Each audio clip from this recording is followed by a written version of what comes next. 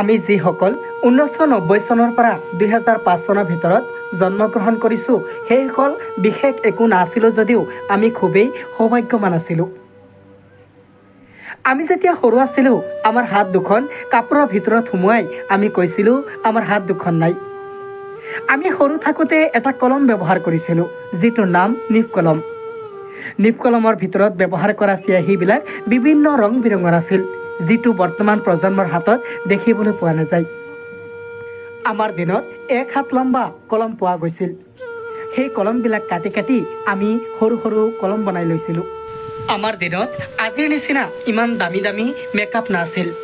আমি আমাৰ মুখখন পাউডাৰেৰে ভৰি দিছিলোঁ আৰু কোনোবা আহিলে ভূত বুলি আমি ভয় খুৱাইছিলোঁ।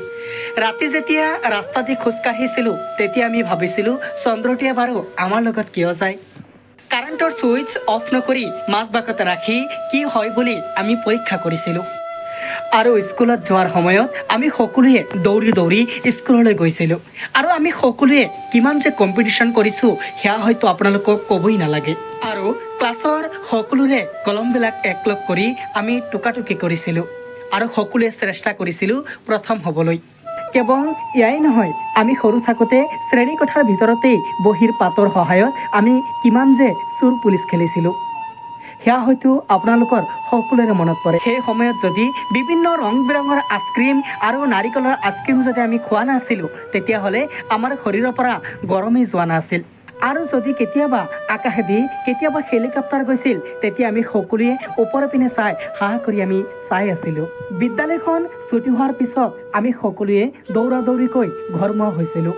কোনোবা কাৰ্টুন চাব বুলি, কোনোবা আকৌ সৰু সুৰা পিকনিক খেলিব বুলি। কেতিয়াবা আকৌ ফল মূল খাওঁতে গুটি যদি পেটৰ ভিতৰত সোমাই গৈছিল তেতিয়া আমি চিন্তাত পৰি গৈছিলোঁ। ভাবিছিলোঁ পেটৰ ভিতৰত গছ গজি মূৰৰ ওপৰেদি যদি ওলাই যায়, কাৰোবাৰ মূৰটো যদি কাৰোবাৰ মূৰৰ লগত লাগি গৈছিল তেতিয়াহ'লে আৰু এবাৰ সেই মূৰটোৰ লগত লগ লগাই দিছিলোঁ, কাৰণ আমাৰ মূৰৰ পৰা শিং ওলাই নেকি সেই বুলি ভাবি। সৰু থাকোঁতে আমি এজনে আন এজনৰ ওপৰেদি ঝাঁপ দিছিলোঁ যাতে সি আৰু ডাঙৰ হ'ব নোৱাৰে।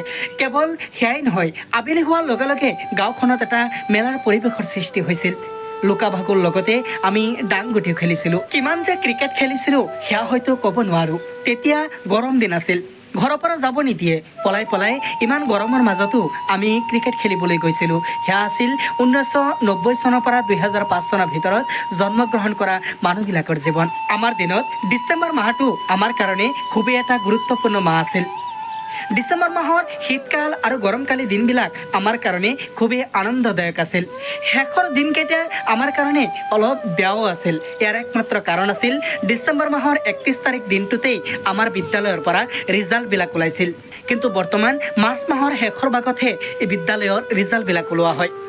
মই জানো মোৰ আজিৰ এই ভিডিঅ'টো যিসকলে চাই আছে তেওঁলোকে অলপ হাঁহিছে আৰু অনুভৱ কৰিছে সঁচাই আমাৰ সেই দিনবিলাক কিমান আনন্দদায়ক আছিল। কোনো ধৰণৰ আৱেগ নাছিল। আবেলিৰ সেই সময়টো আমি সকলোৱে একগোট হৈ বিভিন্ন আড্ডা খেলা ধূলাৰ মাজেৰে আমি পাৰ কৰিছিলোঁ। সেই দিনবিলাক হয়তো আমি ভৱিষ্যতে আৰু কেতিয়াও নাপাম, আমাৰ প্ৰজন্মসকলেও নাপায়। সেই দিনবিলাক কিমান যে ৰঙীন আছিল, কিমান যে সুখৰ আছিল, কিমান যে আনন্দদায়ক আছিল সেয়া মই ভাষাৰে আপোনালোকক বুজাব নোৱাৰিম। আমি বিচাৰিলেও সেই আগৰ দিনবিলাক আমি উভতি নাপাম।